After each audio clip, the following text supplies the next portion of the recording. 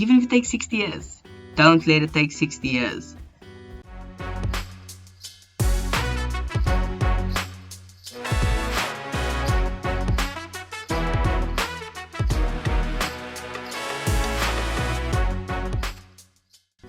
Hello and welcome back to Traffic Talks. I hope you are doing well. I am really excited to be recording this episode this week despite me being sick. I went to see my friend and her baby on Friday and her baby was sick. I thought I'd be fine and unfortunately I am not. So yeah, I'm just recovering. I think I hit my peak. I literally, today's Tuesday, had to take a nap after work just because I was so run down and my body's trying to recover. So I've got some meds I'm taking, but I'm definitely on the mend. I'm just trying not to talk too much, so forgive me if it sounds a bit rushed. I love making this podcast and talking and just yapping, so it's been really hard, and I teach, so I'm talking all day to students. So it's been a bit of a tough thing. I have some lozenges I have in between classes where I can, but it is a bit difficult. So yeah, I'm healing. I'm okay. I'm good. I've stopped my walks, just focused on healing, and then I'll get back into it soon, when I'm better. So yeah, other than that, I'm good. I'm excited for this episode and I'm looking very much forward to it. So yeah, let's jump straight in. Today's topic is basically just me enjoying life again and finding joy in the small things. I think with everything I have been through, I'm glad to be in the space that I am now. I don't know why I'm getting emotional about it, but yeah, a lot of things have been going right, and I've also just been finding happiness in being able to do certain things and, playing life like a game again, where it's like, okay, I need to do this. I want to do this. How can I make it happen? So that's what it's been like, and I've enjoyed that. So to start at the beginning, it's been almost 2 months, 6 weeks, if we're being generous, maybe a little bit more, since I started working. And it's been amazing, especially because I thrive in a varied routine, if I can put it that way. So I've got my work, and around that, I've got variation inside of that. So sometimes I'll have classes booked, sometimes I won't have classes booked, but I will have a student that pops up and asks, can I have a lesson while you're free? And I'll take it. So there's surprises in my work day. So within my 9 to 5, there's variation, and I love that. However, outside of that, I still have my routines that I'm trying to set up, and I've especially gotten into taking care of myself in the morning, and that is something I really am very happy about. But I'm very strict on cutting off when it comes to my 9 to 5. I start at 9, I finish at 4. That's all you get, and then I have my lunch hour, or more like half an hour, whenever I don't have students. I find that, yes, I could possibly work through lunch or, have food next to me and wait for a class or something like that, but I would rather just step away, focus on what I'm doing, and then come back refreshed, if that makes sense. That's just me. I know not everyone works like that, and that's perfectly fine. But I've really loved finding these routines, finding workarounds, and sticking to them. Little side note, I ended up cleaning up my whole room, and we'll get into this, on Sunday. But the one thing my sister said about it was, she walked into my room and she's like, wow, you actually said you were going to do this and you did the thing. And I'm just like, yeah, well done me. And I reiterated to her, thank you for telling me that, because sometimes our brain tries to find a reason to invalidate us as a self-defense mechanism. So not only have I been retraining myself to try and do better self-talk, But having someone outside of me validate that same thought without asking for it to be done was really, really nice. So segueing into that, I've been making changes for the better, I would say, for the last couple weeks, and especially since I started the winter arc. But on Sunday, I specifically went around and changed my environment completely. So previously, I had been cleaning, clearing things, decluttering things, and that's been great.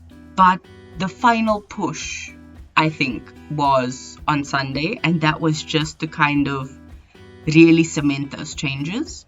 And I think I have hit like a sweet spot in my room, which is my everything, as in my room, because I sleep there, I work there, I exercise there, I have leisure time there, I record my podcast as I'm doing now, I edit vlogs, I record videos, everything I do in my room, even relaxing, reading a book, playing games, it's all done in my room. And the thing is, I needed that optimized, and Sunday's push really helped me clean and clear and segment everything as much as I possibly could. Because yes, I sit at my desk and I work, then I sit at my desk and I play, and then I sit at my desk and I record.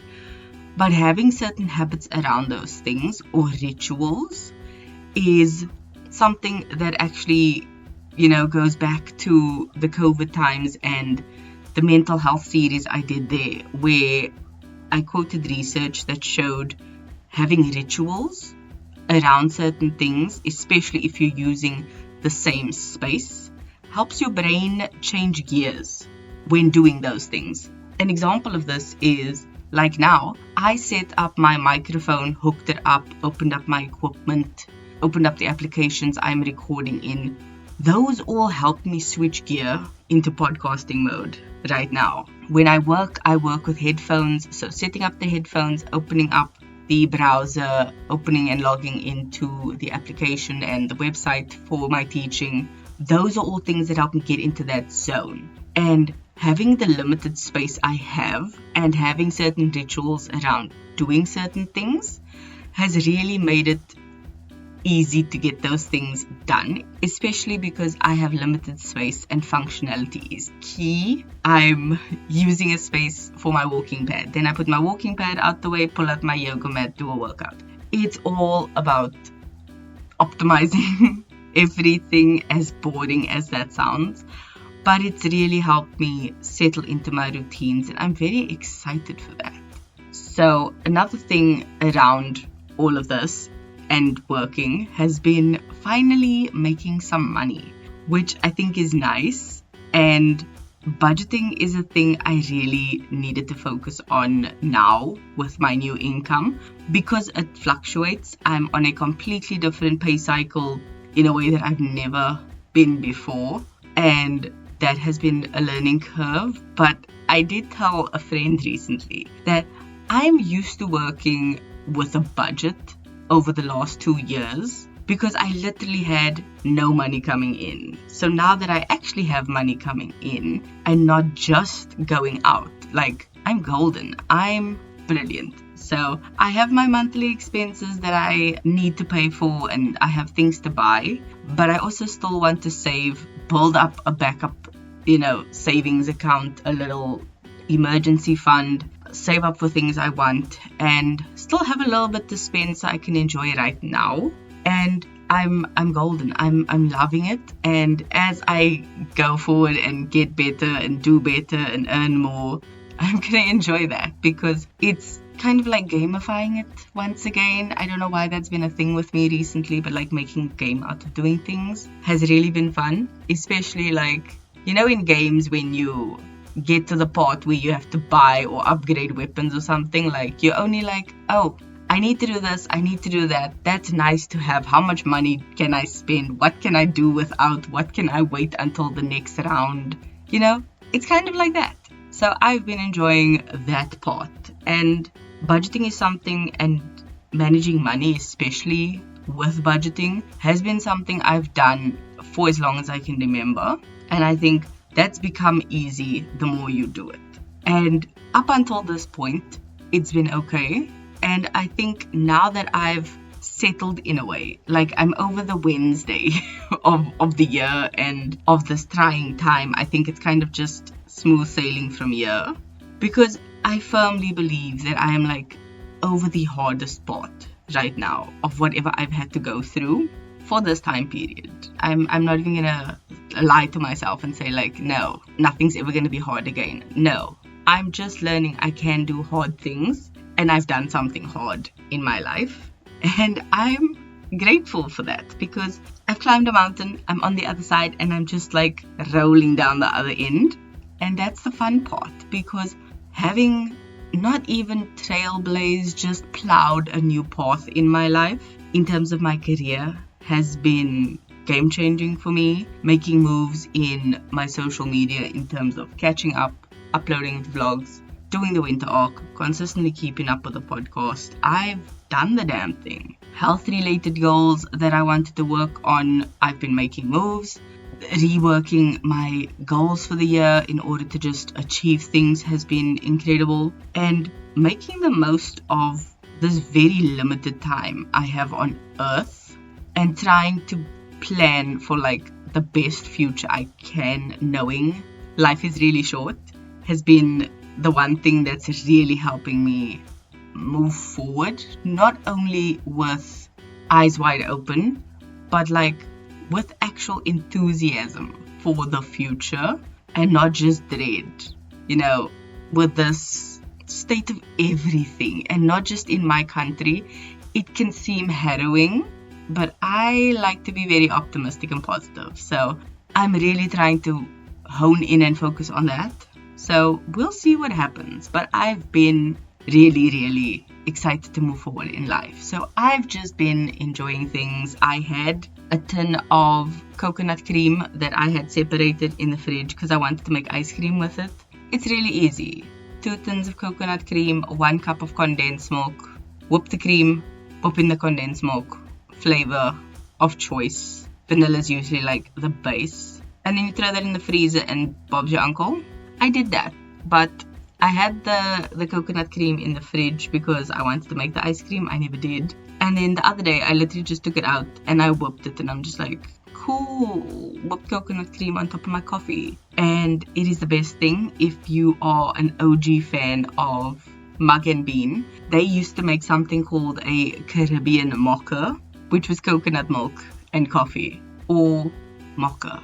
Yeah, I can't remember if there was chocolate in, but I was like coffee. It was just incredible, and it tastes a lot like that. So that's what I've been making and enjoying, the small things. I've had a few treats here and there. My mom got me a chocolate. I brought pretzels back from when I visited my friend. It's been going amazing. So small things just really make the world go around for me, and I've been enjoying that. So yeah, I quickly wanted to just do a rundown of my routine that I keep referencing. So this is specifically my morning routine. It's not an in-depth thing at all. I'm not a morning person. I do not enjoy getting up at the butt crack of dawn to do things. So that's not for me, and that's okay, especially not winter. Honestly, I can maybe crack it in summer, not winter, definitely not. But I have been waking up earlier in winter, especially this time of year and the arc and everything that's going on. And I've been trying to get up at around 7 a.m. I say around because my watch wakes me up in like a half an hour period. So between like 5 to 7 and 25 past 7, it'll wake me up when I'm in the lightest REM cycle. And so that's when I get up. I get some things done, bathroom, teeth, face, all that. And then I make sure to spend at least 30 minutes on myself in terms of maintenance. So washing my hair, doing a face mask, something like that. I usually have this as a fixed 30 minutes. Sometimes less, sometimes more, but it's usually in the vicinity of 30 minutes. And it usually works on a rotation. So not a Monday to Sunday. It's more of a day 1, day 2. I can start on a Monday, on a day 5. It's more what day are we on, not Monday we do this. Make sense? Cool. So I've been doing this just to ensure I'm getting things done priority wise for maintenance, because taking care of yourself is kind of an essential step in self-love, self-care, maintenance, and feeling good, that kind of thing. So day 1, I'll try and get through them as fast as possible. Day 1 is a hair day. So I will wash my hair, do a hair mask, maybe deep condition, something to just make sure my hair is being prioritized, and then properly blow dry my hair. Okay? I will either do one of the things. So I will either wash my hair, do a hair mask, light condition, and then blow dry. Or I will deep clean my hair, wash my hair with shampoo, and then condition. Or wash my hair twice, deep condition, rinse, and then blow dry. Just not everything everywhere all at once. Just one thing at a time. But my hair is very thin and it gets greasy very quickly. And so I've learned that I need to wash my hair basically every few days. And making sure I blow dry my hair properly is very, very important, because I used to rush, just literally take the hair dryer and throw it over my hair quickly, and I'd have flyaways and stuff, and it would look okay, but taking extra care to make sure it looks neat and tidy and good makes all the difference in the world. I have an episode of the Winter Arc, I cannot remember, where I literally sat down to talk to the camera because I needed to record. And I could see a visible difference in my hair, because one half I blow dried properly and the other half I just went wild with. And it's a minute difference in terms of effort. So to blow dry the hair and to just wildly dry it, not that much difference in time and effort, but just putting in that little bit of effort actually makes a massive difference. So it's vital to just take the time to do it properly. That's day 1. Day 2 is nails. So either and this is fingernails specifically, cutting my fingernail, filing, pushing cuticles, or if I've got fake nails on, I'm either maintaining them, making sure they look good, there's no cracks, maybe taking a broken one off, putting a new one on, things like that. If they need to come off, it's the whole process of soaking them, removing them, taking care of my nails to replenish them afterwards. Or sometimes I might just put on nail polish and just give it a couple coats and let it dry.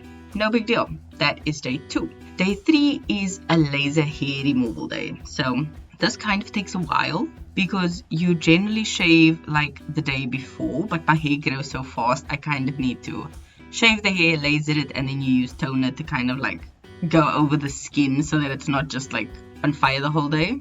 So it's quite a process, hence it needing its own day. Laser hair removal is 3. Day 4 is another hair day, because my hair lasts about 3 days and I need to wash it on the 4th, or it's a greasy, oily, messy ball.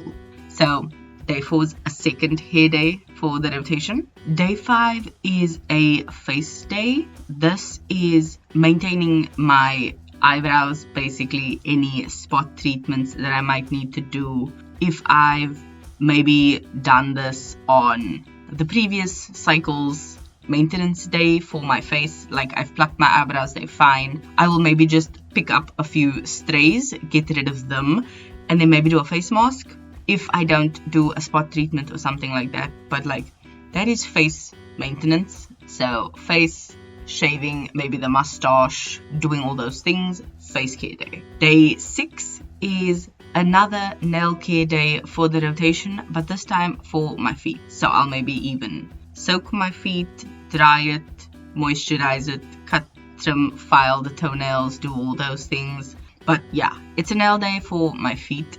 And then day 7 to round this out is a second laser day. Like I said, sometimes it takes 2 days in a cycle to do the entire area that I need to do. Because legs alone, I've got I don't have long legs, but I've got big legs. So there's a lot of surface area to cover. So that can be a day of its own. You're not just putting the laser hair removal machine on, going over the area once and then you're done. You need to do it 3 to 5 times depending. So once again, it can be a process. But yeah, that is the 7-day rotation. And this happens all before I get dressed in the morning. I will do this 30-minute thing. Then I will get dressed. Then I'll make my food and eat. And then I'll get to work. So that has been the routine. And and it happens before work and early in the morning. And yes, it is cold, which I do not like. So sometimes I actually put my heater on. That helps, especially with laser days, because you are literally sitting there in like underwear